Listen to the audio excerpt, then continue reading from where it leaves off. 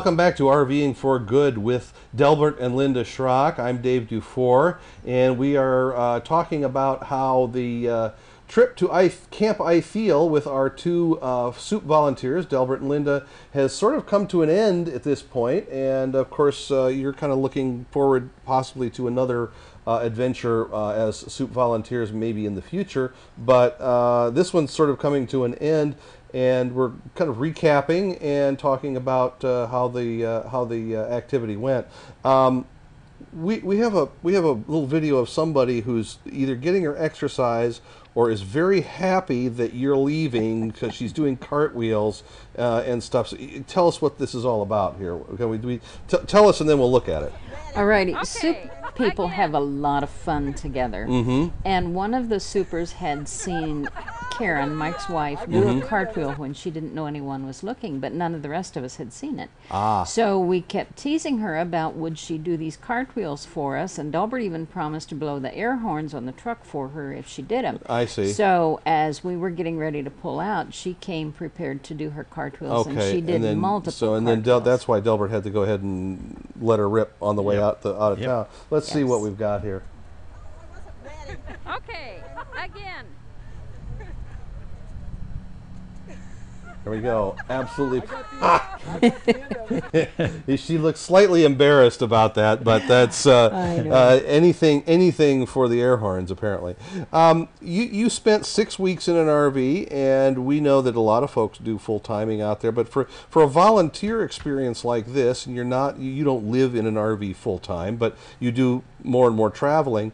You found that this was pretty much a positive. What are kind of the pros and cons of being in an RV for 6 weeks in this kind of a situation?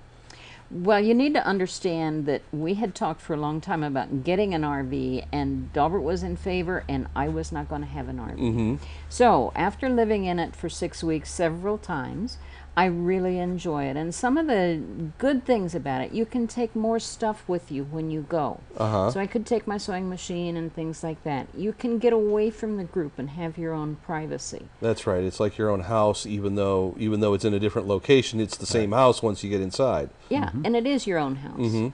And how did you find it? Well, great. I can take a lot of tools and things along that if we went in a car I couldn't take, knowing the kind of projects I was going to get into. Right. I needed to take some things along. And I mean, you have to limit yourself in terms of weight, but for this kind of a tour, it certainly makes a lot of sense. So what do you what are some of the downsides? Anything? I did learn that you cannot plug in an electric heater and the electric skillet and the toaster and the coffee pot and not blow fuse. Oh, there you go. You know what? Terry Cooper, who does our Ask the Professor show, would be the first one. He could have told you that ahead of time had you asked. I'm sure. Yeah, we've been talking a bunch about electricity on that show. So he's that I can understand that. So you also can't get around in as tight of spaces. So in traveling to and from, you have to be a little more careful where you pull into. Do you find that the way you live in the RV sort of like rubs off, and then you find yourself doing some of the same sort of space-saving efficiency kinds of moves in the big house? Yes, and I also find that, where do I have this stored? We were gone for 6 weeks. Where do I have this at home? Oh gosh, yeah. And we also found that we had taken a lot of stuff along, so we backed the pickup to the trailer to unload it and then take it to the house. Right. But it's nice to have your own space. It's nice to be able to watch what you want to watch on TV in the evening and not what the group wants to watch. It's nice to be able to cook instead of going out to eat all the time. Right. We did go out to eat, but it was when we chose to. Right. Otherwise, we could be in there. You would have been kind of forced to, yeah. And now, did you find that you took more stuff than you needed? Were there things that you won't take again now that you've been on this trip, or do you kind of learn that every time? Yes, and then there's some things you wish you would have taken along that you'll take the next time you go. So it works both ways. We won't take so many winter clothes. No, not to Florida, certainly. No. So, but overall good experience. Anything else about RV living when you're on the road, when you're in this kind of environment? It's comfortable. Yeah. It's nice to have your own bed. Now we're a little backwards. We have a regular size bed in our house and a queen size bed in the RV. There you go. But it's nice to have your own bed at night. It's nice to have your own, you know, you can use your leftovers appropriately. You can cook how much you do or don't want to. Right. It's just comfortable. Right, and the cost of it, of course, is certainly there's not a comparison in terms of especially in terms of the food costs and the food preparation. Right. You know, there's no comparison between being able to do it in a home situation, an RV home situation.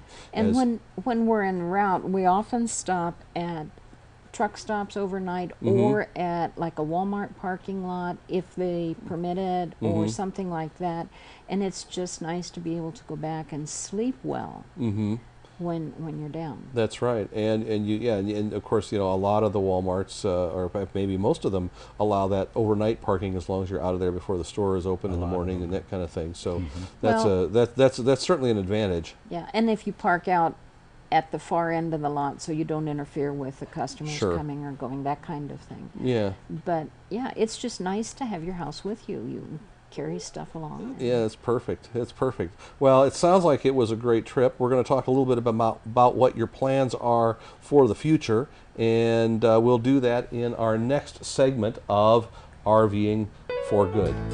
Stay with us. Do you have a comment or question related to RVing for Good? Send us an email at forgood@rvnn.tv, or you can leave a voicemail at 877-578-RVNN, extension 706. If you're involved in a project that combines RVing with public service, we'd like to know about it. Follow RV Newsnet on Facebook and Twitter, and you can receive text messages to alert you when we're streaming live by texting RVNN to 72727. That way, you can join us live in the chat room, ask questions, and become part of the RV Newsnet family. Remember, any photos or other material submitted to us become the property of RV Newsnet and cannot be returned. Today's show is brought to you by Angie's List, where you'll find thousands of unbiased reports and reviews about service companies in your area. Whether you're looking for a roofer, plumber, house cleaner, dentist, or even a doctor, Angie's List members share their experiences with each other so that you can choose the service company that's right for your job. Companies can't pay to be on Angie's List, and the reviews come from people just like you who have had experience with the companies mentioned. To find out more, go to rvnn.tv and click on the Angie's List ad.